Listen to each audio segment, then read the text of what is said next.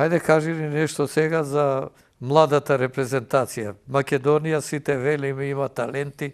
Посакувавме уште тогаш да се успее нешто да се направи, да се квалификуваме, еве како сега годинава на едно европско првенство што успеа младите до 21 година.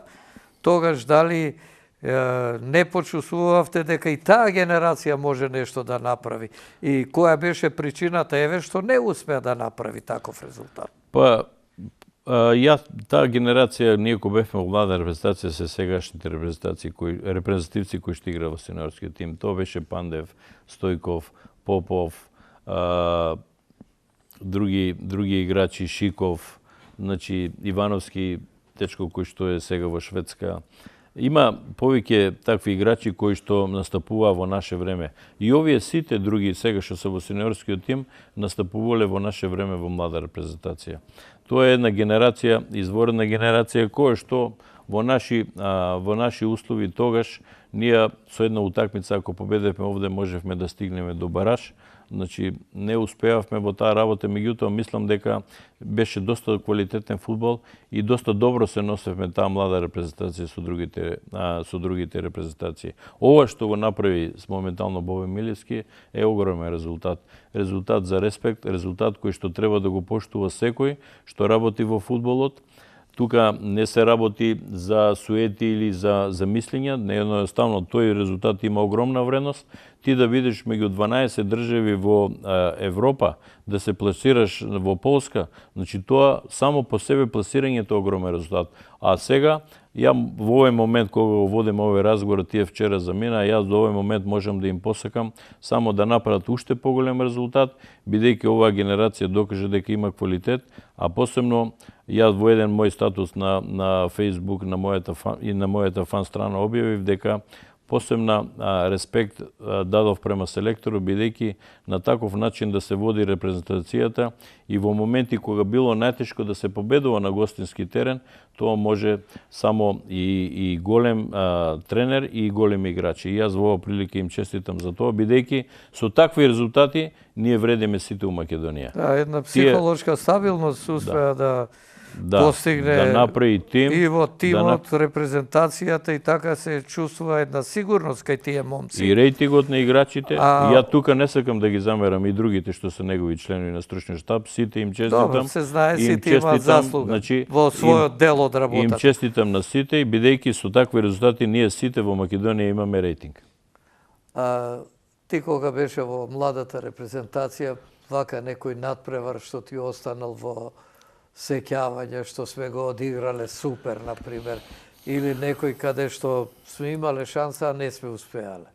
Па има повеќе надпревари. Игравме со Романија, игравме со Холандија, игравме многу важни утакмици, на утакмици на кои што еве ние например и со Хрватска игравме, и со Холандија направивме нерешено значи изигравме на Борис Трајковски. Тоа во времето на Робин Ван Перси и таа генерација, изворена генерација. Значи, ние направивме феноменални игри како млада репрезентација, селекторот знаеше да ги мотивира. Реков, ние не направивме ваков резултат, меѓутоа мора да се потенцира дека ние скоро на сите надпревари бевме равноправен. А она што ми остава посебно впечаток, тоа е некои надпревари, иако ги загубивме, мислам дека многу научивме. Тоа е еден пријателски надпревар со Франција, кој што го јас како тренер до ден денес ме усеќавање тоа, кога ги гледав од страна гледав дали е можно вакво совршенство да постои. Дури во одредени моменти сум се занесувал толку, и кога гледав играта на французите, а ние бевме со Пандев, со Стојков, со Шиков, со докажени играчи, не можевме да се спротиставиме никако. Значи, видов дека Европа е многу пред нас, дека многу треба да работиме да го достигнеме тоа. Меѓутоа, еве, со една генерација која што е селектирана правилно, оваа генерација е селектирана подамна, меѓутоа со правилна работа на селекторот Милевски и помошниците со него и стигнавме до завршница. Потоа доаѓаш и во сениорската репрезентација на Македонија и тренер на репрезентацијата, повторно заедно со Мирсат Јонус. Да. За тој период. Со Мирсат Јонос со мене беа и Нежат Шабани, и Ибраим Османи и уште Митрикевски од Прилеп, тренер на голмани. Значи ние бевме тие во стручниот штаб. Тренерскиот дел имаше и физиотерапеути и доктори, Велчевски, понатаму доктор Боро Илиев. Тоа беше стручниот штаб кој што помагаше, кој што сакаше тие играчи да бидат максимално спремни за надпреварите. Генерација која што сега Пола игра во сениорскиот тим, тоа е таа генерација. Изигравме стварно многу добри надпревари, вие ќе се сетите на надпреварите. Ние на почетокот успеавме и ко се славеше 100 годишно од фудбал со Шпанија, еден прекасен надпревар кој што одигравме во Скопје. Изгубивме 3:2, меѓутоа 2 гола на Пандев. После тие 2 гола кои што ги постигна Пандев, успеа да се продаде во Интер. Тоа беше 2009 година. Одма тој направи огромен трансфер во Интер. Имавме многу надпревари, големи надпревари. Сега се дешавало да некои надпревари ние ги изгубиме, не се кајки, значи игравме добро со Република Ирска, кај што имаме пенали, имаме стативи, губиме оден шут. Се дешаваат такви работи, меѓутоа реков дека репрезентацијата во тој период не можеше да се деси да изгуби убедливо, не можеше да се деси, бевме рамноправни, со голема борба, со голема желба, мора да се истекне со каква желба настапуваа сите тие репрезентативци, бидејќи сите знаеме дека тие беа ситуирани играчи, обезбедени играчи, меѓутоа љубовта која што ја дава и желбата што ја покажува на терен е за секој респект и благодарение на нив и ние во нашата кариера сме впишале дека сме биле во репрезентацијата, понатаму сето тоа ни користило за нашата тренерска кариера.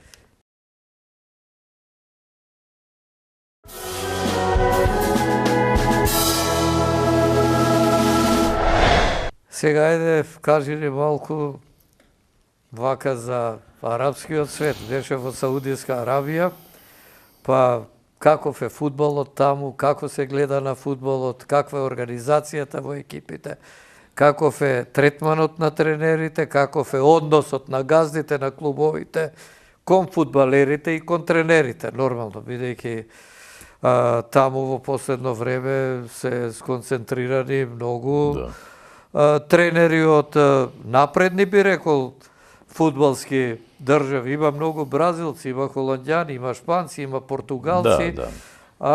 Тешко е дури да се успее од овие краишта да се влезе таму во тие нивни клубови, посебно во премиер лигата на Саудиска Арабија или Емиратите, или која и да е од тие арапски земји каде што мора да признаеме дека таму па и финансиски, да не говориме колкава е разликата од овде до таму. Огромна. Ајде за тоа нешто кажи. Разликата е огромна. Јас претходно реков дека требаше се да изградиме како тренер наше CV за да бидеме конкурентни. Кога на еден начин осетив дека сето тоа може да биде конкурентно надвор, јас се поврзав со човек кој што работи за тој пазар, агент. Значи, како менаџер, фудбалски агент, тој човек на мене ми помогна. Во првиот момент кога стапи во контакт, кога го испратив неговото CV, рече дека е интересно и кога разговарал со газдата на клубот, рекол, мене ми интересира ваков човек што сака да прави резултати. И меѓу 20-30 кандидатури кои што ги има, ме одбра мене. Мене беше огромна чест, едно големо непознавање за тој свет, меѓутоа, ако ви кажам дека со пристигнувањето таму, прво начин на кој ме пречекаа на аеродром луѓето, едно гостопримство, понатаму кога влегов, кога ги добив сите податоци, значи јас во првиот момент не ги знаев моите играчи. Ја бев тренер кој што дневно гледав по 3-4 CDA од утакмици за да ги научам сите мои играчи. Едноставно доаѓаш и збунет си. Да, збунет. Ја влегувам во една средина. Откриваш таму што и како. Влегувам во една средина со сосема други сваќања, меѓутоа морам да потенцирам изворени услови за работа, фудбалски, значи сето тоа со многу квалитетни играчи, странци, по 4 странци тимовите и нивните играчи доста квалитетни и значи услови максимални за работа. доаѓаш, правиш план, меѓутоа ја првите 1-2 месеца се посветив да го научам многу добро мојата екипа, имав пауза од 25 дена, докато настапив у паузата на првенството, ги замолив играчите, луѓето кои што работеле во тој свет знаат, да ги натераш тие играчи да тренираат предпладне. Тоа за нив било нешто незамисливо. Саудиците се луѓе кои што живеат навечер, кои што функционираат навечер, нас бајле повеќе не работат или спијат поради жестините. Меѓутоа ја им реков вака, викам, Ти успеа да ги... Да, ја влегов искрено пред нив, реков, ве молам, викам, јас сум дојден од таму, морам да ве запознавам, а најдобар начин да ве запознавам се тренизите. Издржите една недела да можеме и сабајле и попладне да работиме, да ве научам сите вас, за да можеме после тоа да функционираме нормално. И ја у тој момент ги сознание и тактики, да, и ги учев нив, меѓутоа морам да подицирам дека беа максимално професионалци, иако со многу тешка мака го прифаќаа тоа.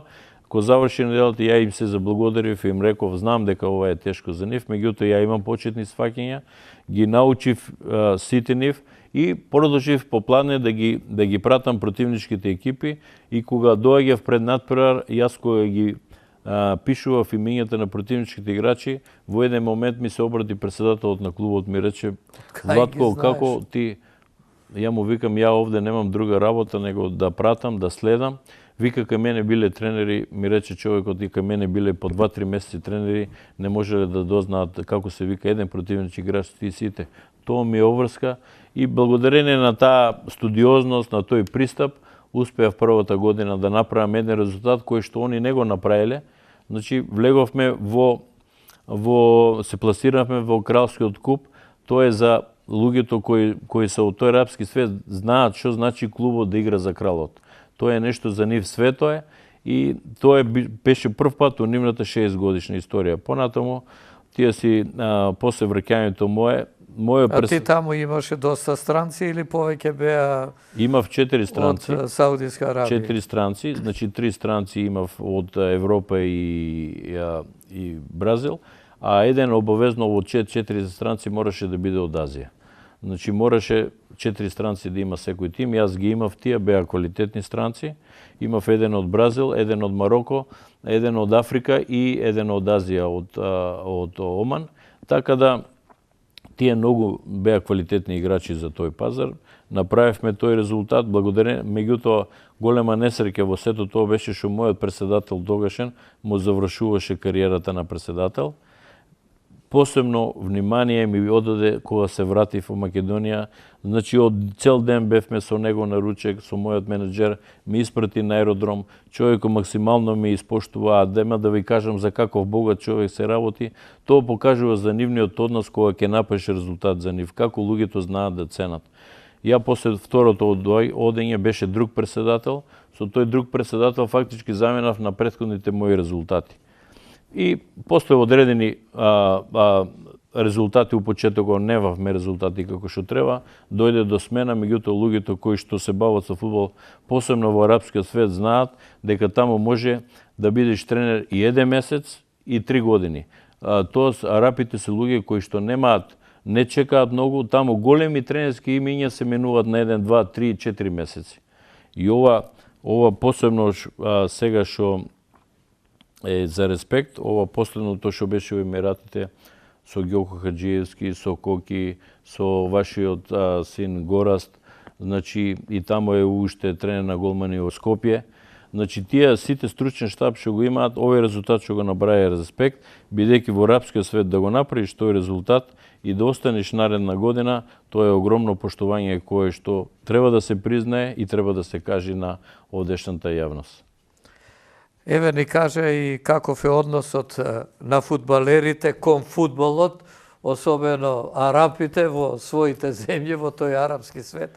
Тешко е да ги натераш да тренираат, посебно во едни такви услови. Не тешко, ама и жешко е тамо, па некако полесно и поубаво и ме вака во лад кога се. Посебно да ви кажам, вториот пат кога бев на припреми во Турција, во Болу, заминуваме во Турција и тоа се времен период како сега на рамазански пости. Значи, саудиците се луѓе кои што Нема човек кој што не држи постои. И сега замислите со такви луѓе додиш на припреми да ги поднесуваш на максимален напор. Одеме во Болу Контраефект. и се сместуваме тамо. И јас вака му викам на председателот, ние вика сме во Турција, како ќе работиме, како овие луѓе ќе ги натераме. Викам единствена, он ми вика кажи како, викам единствена работа ми е да тренираат пред вечера, да вечераат и после вечера касното 10-11 сато. Меѓутоа викам нема овде обезбедено доволно осветлување. Верувате ли дека за 3 дена газата на хотелот монтира осветлување да можеш да направиш комплетни припреми 15 дена, феноменални, у период кога они можат да се хранат и да тренираат. Другиот период, они целиот период го преспиваат. Луѓето кои што работеле со арапскиот свет знаат, јас сум станувал у 1-2 навечер, ги гледам сите во ходник седнати, они седат до 4 не знам колку и 15, тоа последниот пат кога јадат и легнуваат. И до попладне нема никакво мрдење. Значи тоа се специфични услови, меѓутоа морам да кажем играчи кои што даваат максимум на терен. И на тренинг, и на надпревар даваат максимум. Немаш потреба како кај нас да се дешува да повикнеш на некој дали ќе ја врши својата работа. Да го мотивираш специјално. Не, тој дава максимум, некој пат можеби нема да му оди, меѓутоа дава максимум на надпревар.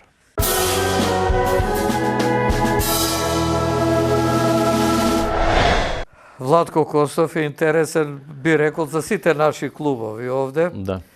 Меѓутоа, дали помислуваш повторно, еве, ако се укаже шанса да летнеш од Македонија таму во некоја земја на Блиски или Среден Исток, а може би и подалеку, зашто еве се освојуваат и тие пазари. Малезија, Тајланд, одат тамо, има Мијанмар, таму има и наши луѓе. Па за Јужна Кореја да не разговарам, за Јапонија исто така, Кина, отворена така некоја шанса за тој свет или чекаш? Објективно, ако гледаме, можеби овој дел арапски свет, затоа што сум бил, можеби да може да пројде. Иако тамо, вие рековте сега какви тренерски имиња доваѓаат, многу тешко станува борбата за тамо за да најдеш клуб. Понатаму, тие Индонезија, Малезија, тие нормално се привлечни, Тајланд, Мјанмар, Малдиви, тоа се држави кои што мислам дека можеме. Овие другите, објективно, кинезите не сакам да спомнам, ако наш тренер сега дојде до трета лига во Кина, тоа е за нас огромен успех. Јапонија не сакам да спомнам, тамо Кореја, тоа се држави кои што многу тешко некој наш би влегол. Јас посакувам да влезе, бидејќи тоа ќе значи една пропаганда за нас од овој крај, меѓутоа објективно е многу тешко. Јас се надевам на некој таков трансфер, до тогаш нормално ќе размислувам за работа во Македонија. Јас имам една моментално некои вакви разговори со еден клуб од Македонија. Мој клуб кој што максимално ме респектира и јас го респектирам, фудбалскиот клуб Ренова. Ренова за мене е клуб кој што представува дел од мојата фамилија. Ренова е клуб кој што јас сум се вградил како тренер и сигурно и они како клуб со моето доаѓање добили резултати. Меѓутоа ние изградевме еден друг однос, еден однос на кој што максимално се респектираме и поштуваме и кој што тој и остана без разлика дали Владко ќе работи или не работи тамо. Јас цел живот ќе бидам благодарен на тие луѓе, на собствениците на Ренова и на сето она што мене ми го пружија како тренер условите за да ги направам овои резултати. И ако имаш можност веднаш да влеташ, благодарение на тие резултати, тој тим што сум го направил во Ренова, на тие луѓе, на семејството Идризи, на Шефки и Кенан Идризи и нивната фамилија, што вложија пари во фудбалот, јас сум направил моје CV, кој што ми помогнало понатаму да отидам во странство. Јас сум им максимално благодарен. Ја реков, може ќе работам тамо, може нема да работам. Ние моментално разговараме, меѓутоа, ја тоа го рачунам како дел од мојата фамилија и јас со тие луѓе цел живот ќе имам максимален респект.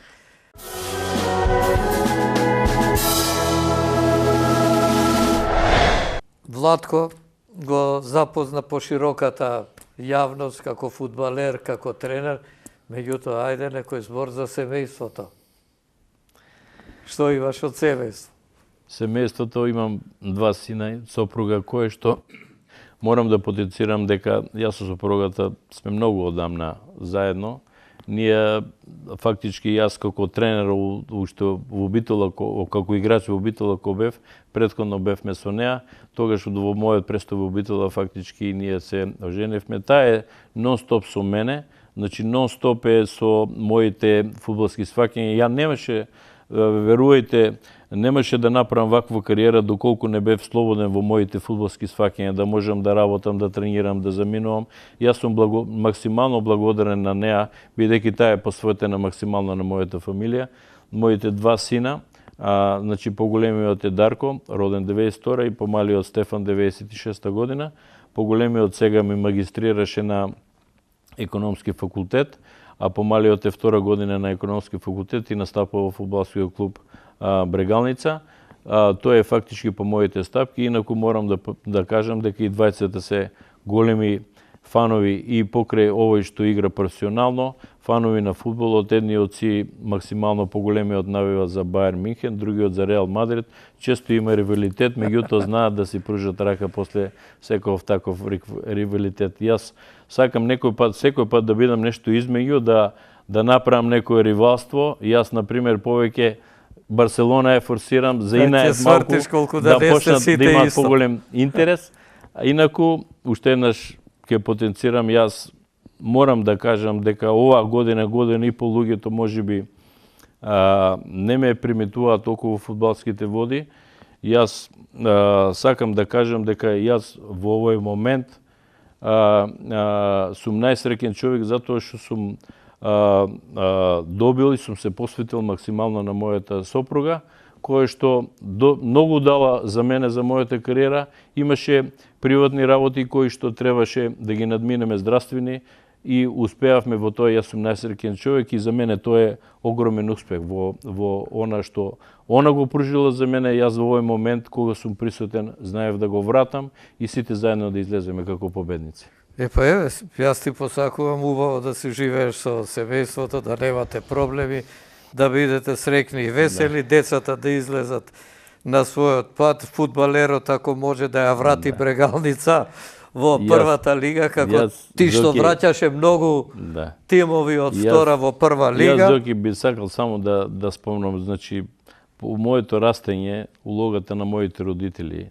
значи мојата мајка и мојот татко се луѓе кои работеле во Македонка, кои што ми пружиле максимални услови за развој почетокот на мојот фудбалски. Понатаму јас со мојата сопруга се боревме за сето друго. Понатаму имам брат, помал брат 8-9 години, кој што е и тој играше фудбал, меѓутоа од некои мои нервози претходно кои што ги имав ја од фудбалот, тој е таков, знае да пресечи и се тргна од фудбалот, заврши факултет и он си има свој живот.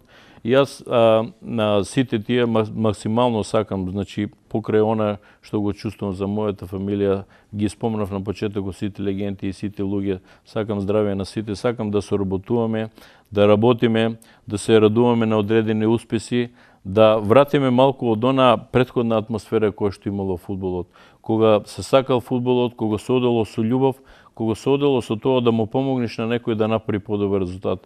Дојде едно себично време во кој секој секого сака да намести, секој секого сака да направи. Јас не сум за тоа време. Доволно сум дал во фудбалот, благодарение на тоа сигурно и вие сте овде, ми давате внимание, меѓутоа ја би спомнал дека и овде нашите локални новинари, посебно луѓето кои што со Штип знаат мојот живот, мојата соработка со Киро Манев. Значи јас и во мојата кариера сум максимално благодарен на него што го правил тоа за популаризација моја и нормално за фудбалскиот клуб Брегалница. Треба сите ние да знаеме да даеме почит кон сите тие. Овде би го спомнал и новинарот од телевизија Ирис Драги Герасимов Пушка, бидејќи ние во кариерата доаѓаме моменти кога некој нешто ќе ни контрира, меѓутоа ако имаме аргументи, ако имаме секој пат треба да најдеме начин да седнеме да разговараме и да го убедиме човекот во спротивното од она што го мисли. Меѓутоа само со аргументи. Ова крајот беше и убава порака, мислам ви до сите колеги мои дека треба да си помагаме сите меѓу нас, да ги форсираме оние спортисти и тренери кои заслужуваат да бидат форсирани, затоа што На тој начин сите заедно придонесуваме за едно подигнување на севкупниот квалитет. Дали тоа се работи за фудбал, ракомет, кошарка, мислам не е битно. Битно е да постои таа спрега и таа соработка меѓу новинарот, еве како што го спомна Киро Манев, мојот почитуван колега, и тренерот како што си ти, и фудбалер на времето. Ја нормално секој пат сакам да ги испочитувам луѓето кои што и најмалку дале за фудбалски клуб Брегалница, нормално преку тоа и за нас како членови на тој фудбалски клуб. Ја ако сме пред крајот на емисијата, не знам, вие знаете за распоред, ако сме на самиот финиш од емисијата, би сакал стварно од се срце да ви се заблагодарам на присуството овде во Штип, да посакам на фудбалскиот клуб Брегалница подобри резултати, брзо да се врати во прва лига. Нормално, јас како човек со мојот менеджер ќе се потрудиме за мојата кариера да продолжи ако успеам на интернационално ниво, ако не сигурно овде во Македонија, понатаму ќе продолжам со моето искуство да правам резултати и да ствараме нови играчи кои што понатаму ќе користат нашите селектори. Ти посакувам да ти се исполнат сите тренерски и животни желби и морам да ти кажам дека прекрасно се чувствуваме овде во овој амбиент на периферијата од Штип, каде што имаш изградено прекрасна куќа, тука има и базен, немаме време за капење, затоа што го одигравме и продолжението мина предвиденото време. И за нашите гледачи само да кажам дека тоа беше Владко Костов, нашата фудбалска играчка и тренерска легенда.